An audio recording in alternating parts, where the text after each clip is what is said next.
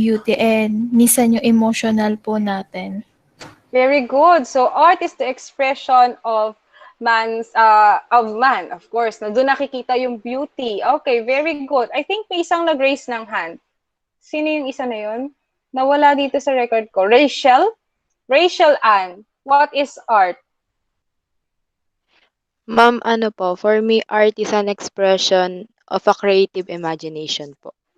Art is an expression of creative imagination. Very good. By the way, kung hindi po kayo makapagsagot, please use the chat box. So kahit nagpo-proceed tayo sa lesson, you could type.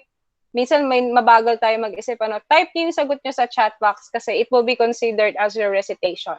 So, very good, Rachel Ann. How about the others? Hannah Kanken.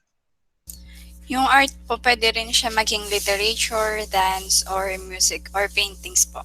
Yes, very good. Pwede siya maging literature, dance, or music. Pamela Grace.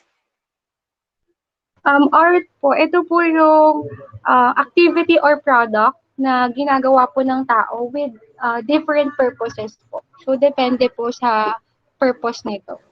Okay, so product siya ng creativity ng tao and it has different purposes. Princess, Dayan. Art is something that expresses idea and emotion po. Very good. Art is something that expresses idea or emotion. Evangelista, is this Kins or Kayans? Or Kins walang po. tama? Kins, ayun, tama. Okay, Kins. What's Art an is art? art is the manifestation of our feelings. Halimbawa po, if we feel happy, if we feel broken, magmamanifest po dun sa arts natin. Yes, Yung- very good. It's the manifestation of feelings. Very good, Kins. And last one, Aubrey, what is an art? Ma'am, pag po, halimbawa po, stress yung isang tao or depressed, pwede po siyang gumawa ng art para po ma-relax po siya. Okay, so it's a form of relaxation and maybe you could say na ito yung para especially for those who have depressions. Very good. So from the comment section, through art we can express our own ideas, various creative activity like paintings, music. So I think you have the same answers for that. Those are different. The meanings that you have said are actually correct. Those art is an expression. Art helps us. Hindi lang siya paintings, but art din po yung sa music. And also some of the paintings. I remember, di ba, some painters, sabi ko, ano ba to? Abstract. So yun pala yung nararamdaman niya. Okay? That's why some people, especially those art enthusiasts, are willing to pay millions of money because of this one, because it's so beautiful. Maybe some of us ay hindi pa nandun sa ganung level ng art buyers kasi it's very expensive. But time will come, maybe some of you, lalo na kayo, BA, baka maging business nyo yan, di ba? Time will come. So our first lesson for today is the importance, meaning, and assumption of art. So yung tatlong lesson na yun natin for today. What is an art? So I know all of the things that you have said are correct, but here are some established meaning of art. It is a wide range of man's activity from expression down to creating tangible or intangible things. So tama. Intangible, so nahahawakan at hinahawakan. Visual arts is one of the oldest, rich, complex, and popular forms of art, highly rooted in one's culture. So sometimes people, the anthropologists, those who dig artifacts, they saw a lot of art. Kahit nga, di ba, yung mga cavemen, nakikita nila may mga painting. So those are form of art. Other forms like auditory and performing arts are also considered as manifestation of man's expression and imaginative skills. Art is also the constant use of skills and creative imagination, especially in the production of aesthetic objects, but in a more specific and straightforward way, we can define it in this way. So, and now another definition. So, constant use of skills, di ba? Every time that we draw, especially those who love to draw, nag-improve eh. Okay, so, but we need to practice. Yun yung kagandahan sa mga artists. Kasi if ang kagandahan sa kanila is they constantly do this and improve themselves. Okay, nakakatuwa sila. Tama yung sabi nyo kanina. Art is painting, sculpture, music, dance, play, and the like. So all of the expression of men is an art. Kaya minsan yung mga ginagawa natin, ma'am, patapo na to, art pa din yan. Okay? So all of the things that we could see, kinakatuwa, some of which are intangible, tangible, nahawakan natin, napapakinggan natin, nakikita natin, and everything. So those are art because they are expression of men. And art is the expression. So familiar kayo dyan sa picture na yan, ano? Of man's experience, thoughts, feelings, and observation that transform something ordinary to extraordinary. So minsan magugulat ka, ano ba naman to? Pero dun sa mga art enthusiasts and especially alam sa art, wow, that's very good. Okay, sometimes, di ba, ang kagandahan, minsan lahat tayo nakakita ng bulaklak. But, okay, bulaklak. Okay na yan. But some people will write poems about flowers. Some people will draw. Ngayon, meron na tayong photography. Diba? Iba picture-picture lang, pero yung iba nilalagyan nila ng arte talaga. Because that's how they feel. That's how they feel in the moment. Okay? So as an English teacher, I saw a lot of poems. Imagine, isang bulaklak lang. Pero ang dami nang nasabi. Okay? Marami na siyang nasabi, marami nang na-express. And there's a poem before, yung nahuhulog na dahon, na ano nila, na nalagyan na agad siya ng meaning, na-express ng, kasi nga yung nakakita ng nahuhulog na dahon na yon ay matanda na. Okay? So na-express niya na, okay, nahuhulog yung dahon para itong pagkamatay. O, di ba? So, iba-iba It's an expression based on these symbols. Okay? So, nagkakaroon ng mga ganyan. And aside from that, ayan, babalik tayo sa my favorite, the Noli Me Tangere and El Filibusterismo. That is an art. That novel is an art. It is expression of Dr. Rizal. It is his reaction of what is happening. It is his description. This is what is happening in the Philippines during that time. So as you could see, those things are art. Pati mga pinopost nyo. Sabi ko nga sa mga estudyante ko before, alam nyo, instead of shout out po dyan sa mga tao dyan, yung mga kapalengkerang post, instead of doing those kind of patama, why don't you just make something? Like for example, make a poem, draw something, or make a story out of it na maganda. Yung don't waste your time in doing nonsense things about that. Maybe, malay nyo, mapagkakitaan nyo yung mga nararamdaman nyo ngayon. Okay, so those things. Art, this experience that exudes from man's inner voice can transform into something functional.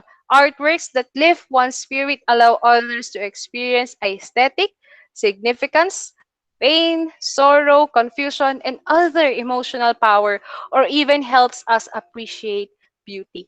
Okay, so makikita natin yan ang dami niyan sa art. Diba? Kaya nga, diba, the art is also the evidences of the culture. Kung ano yung una-una. Diba before, sa women, hindi naman po, diba, tawag dito, diba, ang women hindi naman sexy dati. Pero, ano yung nasa mga sculptures and paintings? Malalaking katawan ng babae, but especially the breasts. Malalaki talaga, mahilig ang lalaki sa malalaking breast. Why? Because the breast symbolizes life. Kasi di ba hindi naman uso yung formula milk before. So yan, nagbibigay ng Pero nakikita natin, because of different arts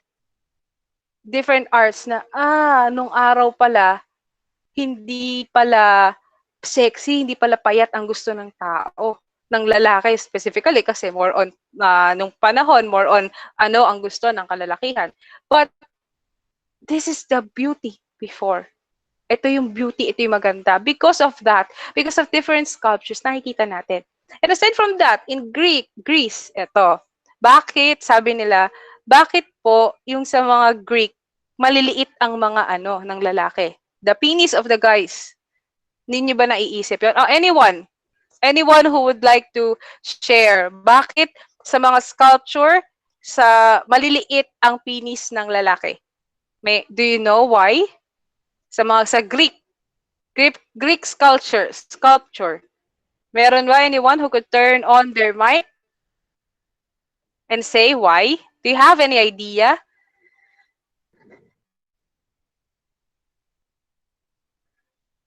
Oh, wala po ba? I have 50 students. Do you know why? 50 students nga kasi dalawa pala yung account ko. Anyone? Why? Okay, Because they tahimik. didn't believe the organ to be a significant sign of strength. Because they did not believe that, ano yun, Mary Caitlin? That organ to be a significant sign of strength. Ano yung sa plus part, significance of the? Hindi ko maintindihan. Dahan-dahan lang. Kasi nagcha-choppy. Noong panahon po ng Greek, kaya po maliit yung mga statue. Yung small penis po nila because hindi po sila naniniwala na yung organ na yon ay importante para Yes, masabing very good. sign of Importance pala yung sinabi mo kanina. Okay, very good. And Mary Kathleen, please remind me that you have already plus 2 points sa iyong finals. Okay? So remind me na meron ka. Bukod sa recitation na to, you have plus 2. Okay. So kasi during that time, kung mapansin nyo yung mga lalaki during the time ng panahon ng Greek, mas vinivalue nila ang utak, hindi itong baba, hindi yung penis ng lalaki. Those who have, they value ito, yung utak talaga. Kasi ito yung it matters. Marami kasing philosophers ang Greek during that time. And they believe that the head is the most important thing. Those people who only think sa baba, more on, dun lang siya binibigay sa labors lang. Mga works, mga soldiers. But for example, a man must have good brains, which is different nowadays. Okay. Different nowadays. Iba-iba ngayon. So as you can see, things change. Before, women must be voluptuous. Sabi nga nila before, mas maglaman, mas ayos. But now it's different. Because of what? Kasalanan niya ng mga business ad. Bakit? Bakit kasalanan ng mga business ad? Kasi kailangan nating kumita ng pera para pampapayat. Okay, di ba yun eh? It is because of media, because of business minds. Ay, ang ganda nun, payat. Pero hindi naman pala kaya ng pills. Kailangan magpa-opera. Kailangan nasa gym. Kasi pag gym ka ng maraming oras, nagbabakal, iba-iba naman ang nagiging natin. Okay? So because of business.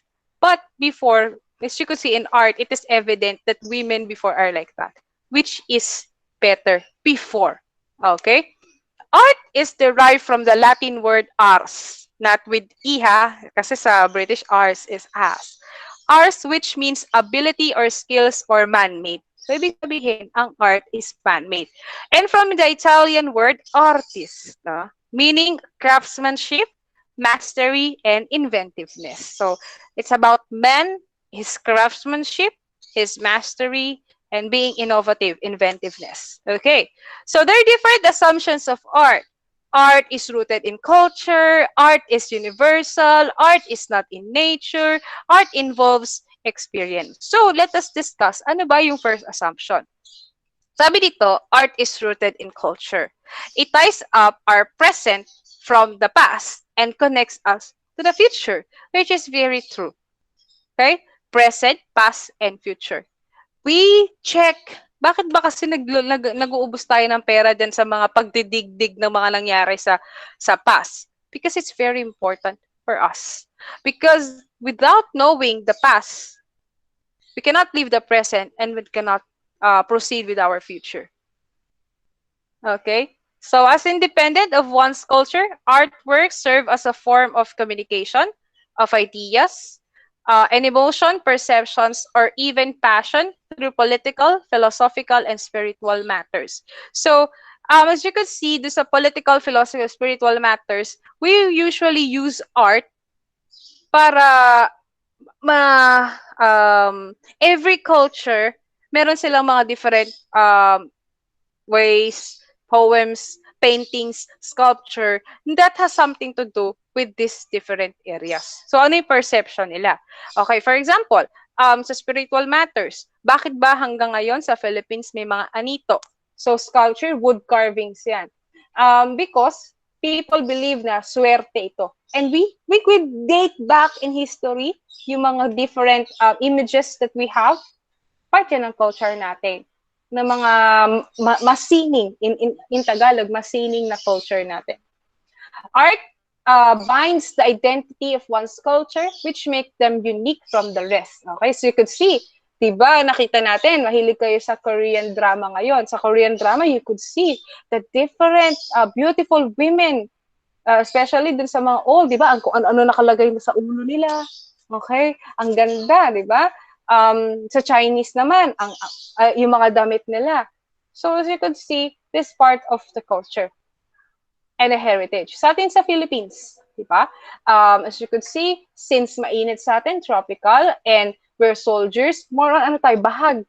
Kasi kailangan walang, sa part ng culture natin, nung mga time na wala pang mga Spaniards, siyempre mga nomad tayo, hindi, yung damit nila, kailangan hindi nagiging harang sa kanilang pangangaso and whatsoever. So, tropical tayo ng country. Isa yun sa part natin, culture natin. Art mirrors culture. Okay? Oh, next one. Art is universal. Art is as old as human beings. In almost every country and within the most primitive communities, there is always an art every era and locus. No matter what period or location, art exists. Kaya nga, di ba, as you could see, some of the historians, this is from the blank dynasty, di ba? Alam nila kasi during that time, uso to. Okay? So, inaral nila yan, ito, dito to nakikita, ito, dito to ginawa. So, as you can see, it is connected with a different period. Alam din ng mga tao dito lang sa Philippines, itong banga na to ay galing sa mga Malay, ng mga sinaunang Malay ng ganitong ganyan, di ba? So, alam na alam nila. Because the design, the popular designs during that time, is very the designs that popular siya, so yun yung ginagamit. Isipin na lang natin, kagaya sa fashion, kung hindi nyo ma-check, sa fashion, bakit parang techniculay alam na alam nating 80s, diba? Yung mga talagang electric something, because it has something to do, yun ang popular during that time. That is why it is universal. People from different countries worldwide respond to art for every other reason. The ability to be moved by any art forms is undeniably versatile. Okay? Aside from that, art is not in nature. Bakit? Art is made by human using his skills, craftsmanship, creativity, and imagination. So, yung nasa nature, hindi siya art. But, responding to that, using the expression of man, yun ang art. It is far different from nature. A man may consider nature as an inspiration to create an artwork, but not the vice versa. Okay? Next, art represents what he sees, experiences, feels, smells, values, etc. and presents them through artistic interpretation. So, for example, nakita, ang bango! The aroma of this food, it's so great. I will write a poem about it. Di ba? Minsan may ganon, di ba? And also, pwedeng nararamdaman mo. Some of you said, Ma'am, what if depressed? You may make a painting of this about black, red, and everything. Galit ka, red, ganon. Okay? Art involves experience. Experience is the actual doing of something. The perfection of art appreciation will never be possible without experiencing art. But art is subjective. Our judgment of art is highly personal and individual. Kaya maraming representations ang art. Okay? But for those people, ikinoconnect niya dun sa author. So, ganun ang ginagawa nila. Another thing is that an emotional response accompanies art experience. So, the initial reaction in such experience of art is inevitable. We may either like it or dislike it. That's why you should not question people. Pangit-pangit naman ang taste mo sa music. So what? This is what I want to hear. This is what you don't want to hear. I don't care, diba? Kasi it's subjective. You cannot say na ang boring ng taste mo. Wala kang class. Why? Should I have a class to enjoy things? It is like expression. This is what I want. This is what I hear. This calms me down. This makes me happy. Okay, so it involves experience and you have subjective taste. Now, my dear students, for your recitation, what? Ay, ha? Ano? Okay. Ingat. Okay, what is art appreciation? Okay, my dear students, this is your next recitation. Okay, may I know what do you know about art appreciation? Okay.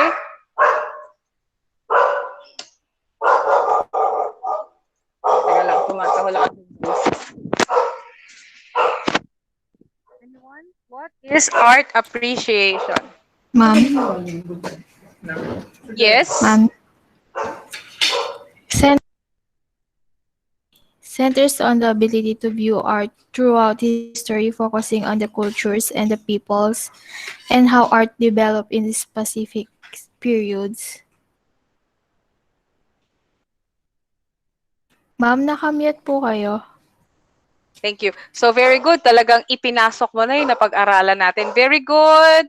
Thank Stephanie you ba? po. Stephanie Winslet. Yes, Okay, ma'am. very Thank good. you. That's nice. How about the others? Oh, ito. Isabel Go. Ano po, art appreciation is the ability to understand and create the art po and to experience a certain enjoyment when you are creating the art. Okay, very good. That's nice too. Princess. Ma'am, art appreciation focus on understanding and analysis of different art forms po. Okay, very good. I will also read some of the comments since wala nang... Julie Palejo. Palejo nga ba? Palehe. Palahe, sorry, Palahe. Ma'am, art appreciation po is designed po to increase the knowledge and appreciation po ng students sa visual arts. Okay, okay. And last one for the turn on of mic, John Rester Demerin. Hello po. Art Yes. appreciation po helps open up the mindset of people by listening to different perspectives and views as well as interpretations of the art. Wow, so very good. So listen to interpretation and sort of. Okay, so now, thank you for that. Ano ulit pangalan? Rester. Okay, so now I will read from the comment section.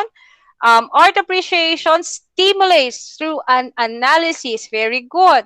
Art appreciation is on how person view or analyze. So let us wrap it up that you love. Art appreciation is how a person analyze things. Very good. So continue lang tayo sa responses natin, ha?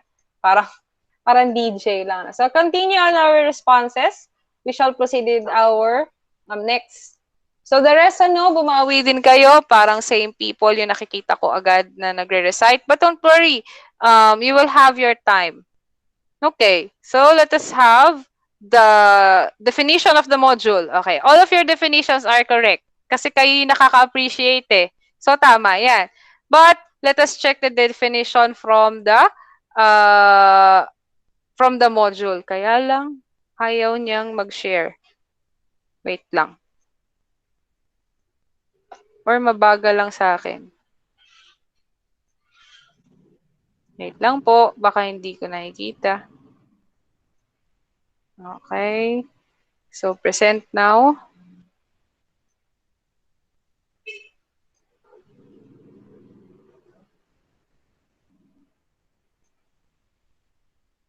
Ayan.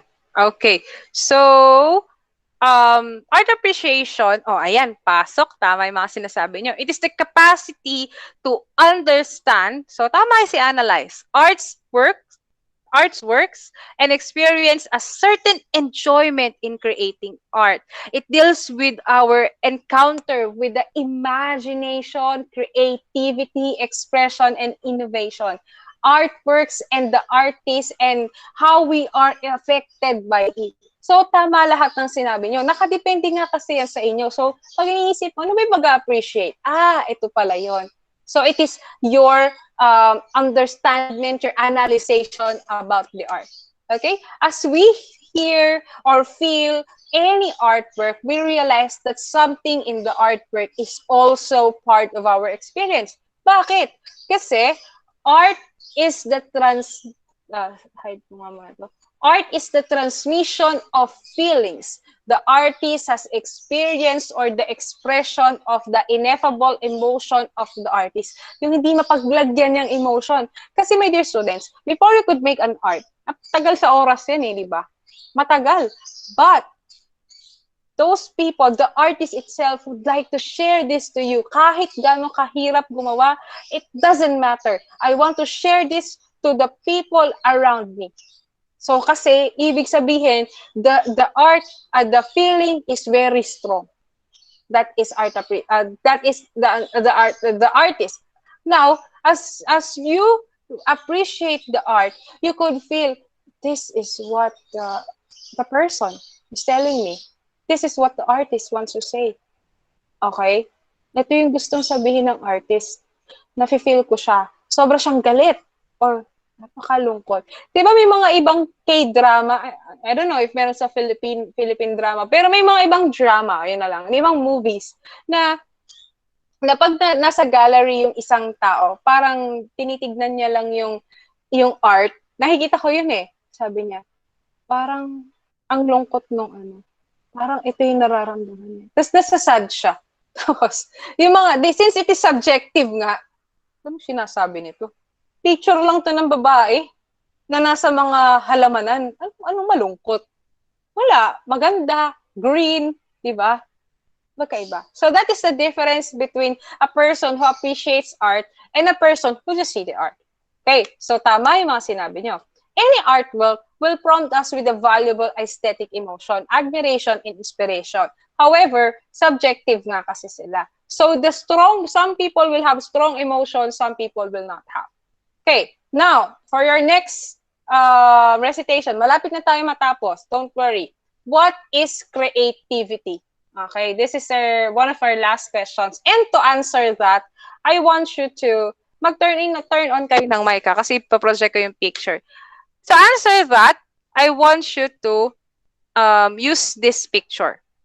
Okay? So, una-unahan na lang kayo to explain this one. So, ito daw ang creativity.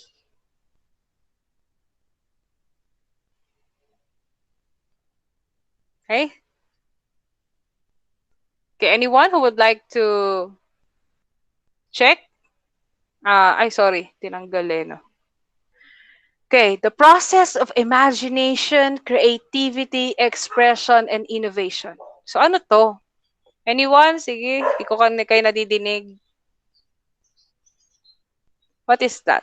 Tingnan natin. Pero naman pala dito. Meron pala sa chat box. Pwede naman. Nababasa ko using my second account. Okay, it could be chat box or any other. Nagtataas ba lang kamay?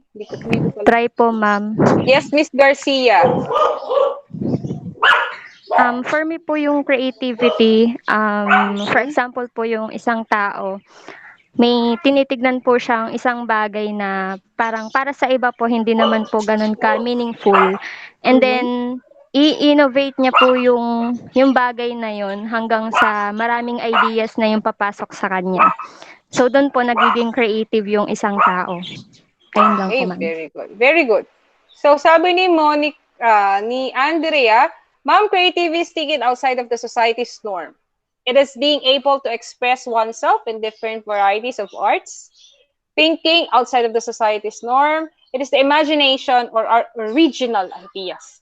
So what else?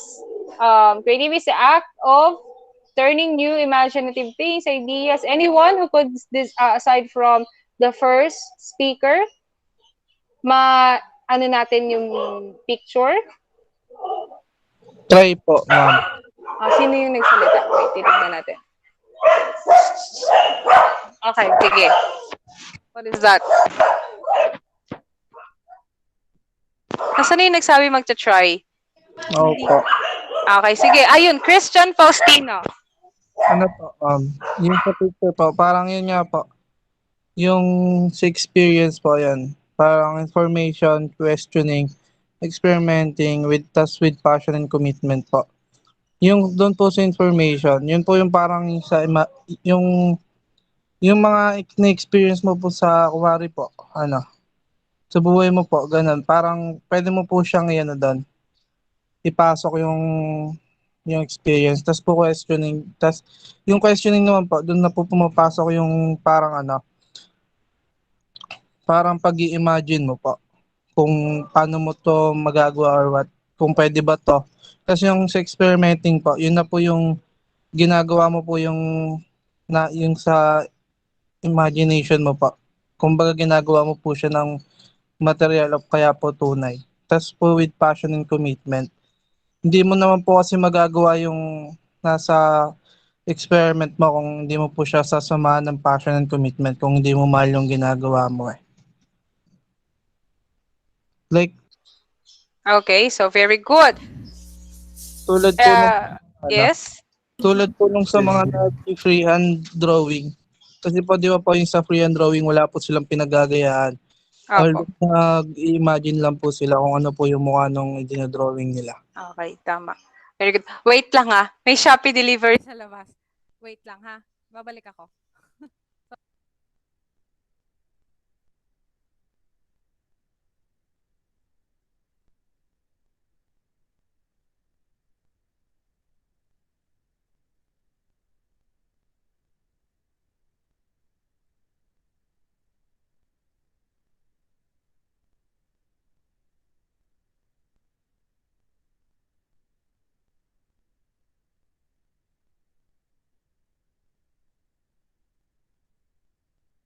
Okay.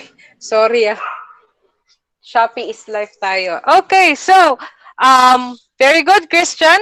So I think it aside from Christian, sabi niya, Ma'am, try. what else? Yes, Stephanie? It's like imagination or original ideas to create or something and valuable to us. Okay, very good. So create something that is valuable to us. So marami na tayo nagsabi. Very good. Creative is use of imagination to create. So most of us have the same. So kanina, Christian, tama po ba? Ang ine-explain mo is creativity is? Ano po, parang ano po, yung sa ano po, parang imagination mo po. Di ba po pag nag-i-imagine ka po, kadalasan hindi po totoo yung ini-imagine mong mga material.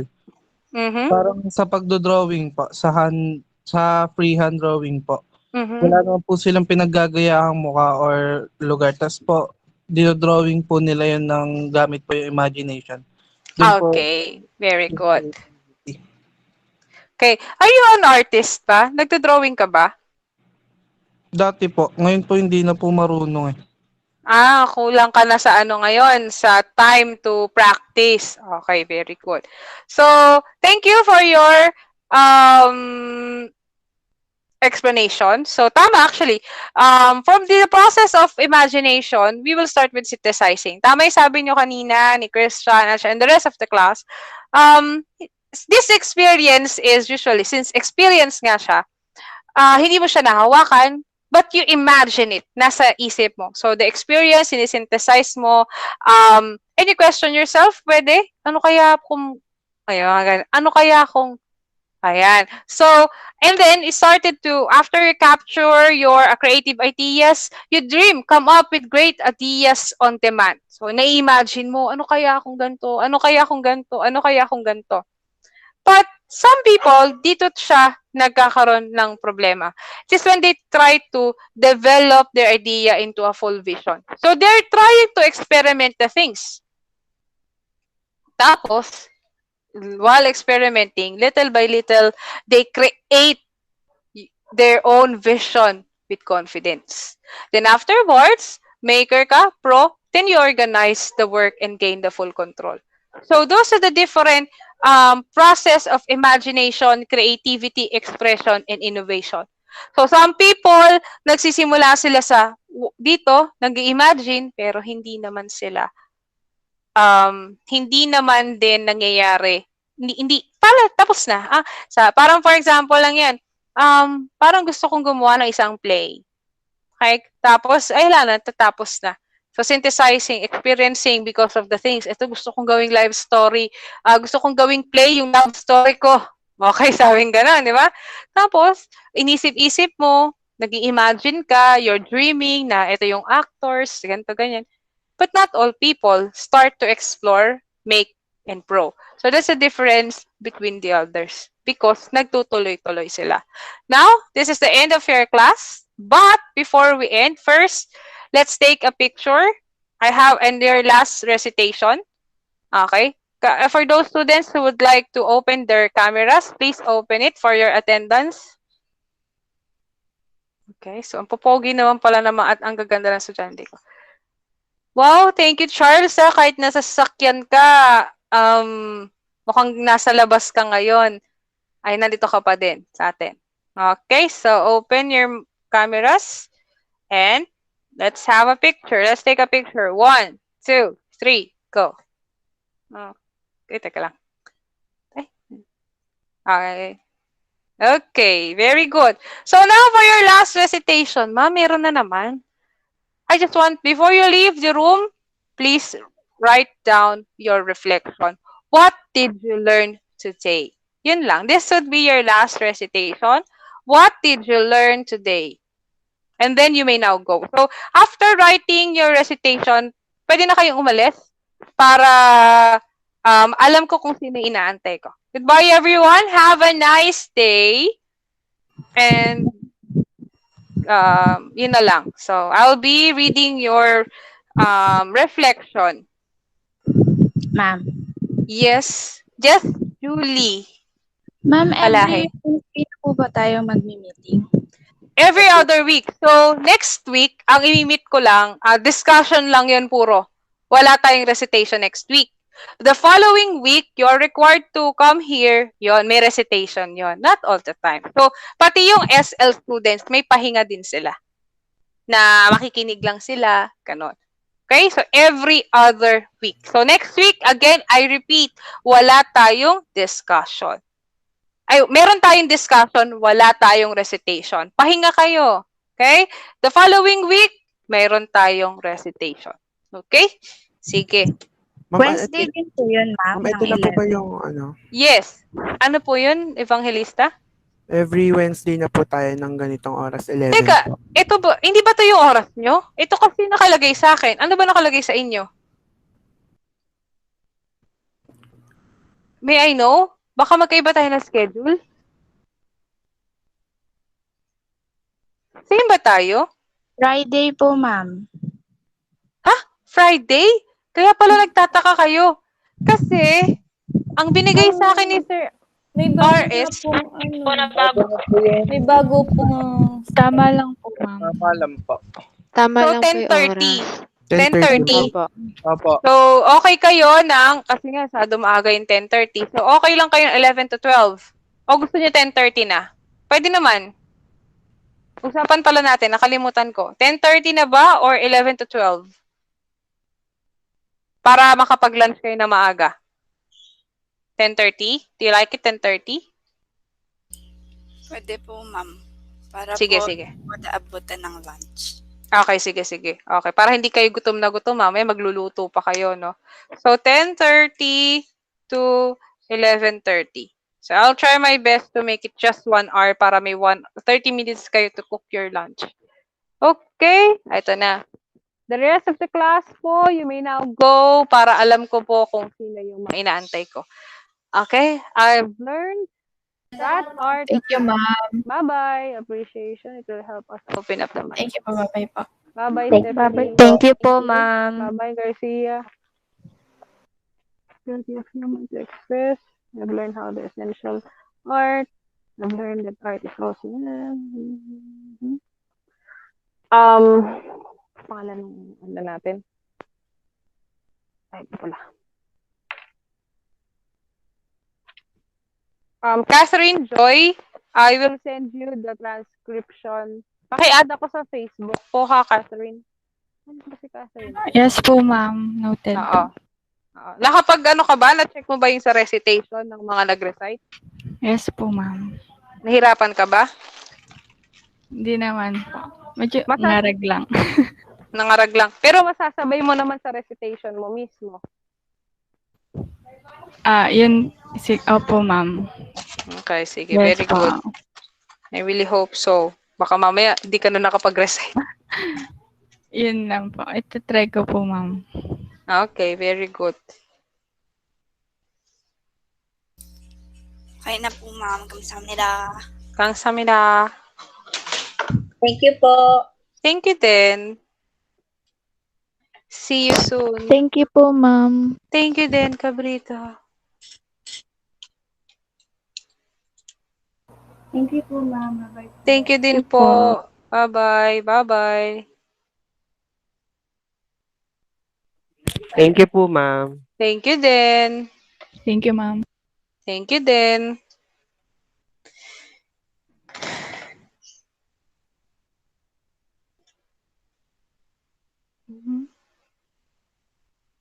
Thank you po, ma'am. Thank you din, Mary. Thank you, ma'am. Thank you din, Laika. Ma'am. Thank you po. Thank you din, Shane. Thank you, Christian. Okay. Ercel? Done ka na ba?